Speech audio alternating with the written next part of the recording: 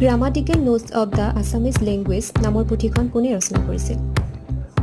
উত্তৰটো হৈছে Nathan brown.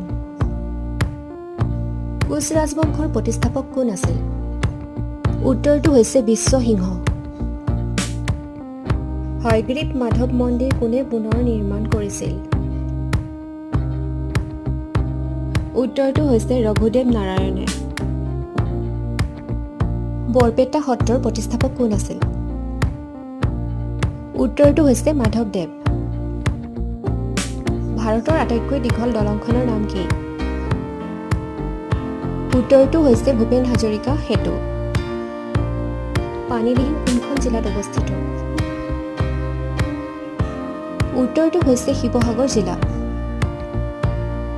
আৰু এনেধৰণৰ প্ৰশ্নোত্তৰৰ বাবে আমাৰ চেনেলটোক ছাবস্ক্ৰাইব কৰিব। ধন্যবাদ।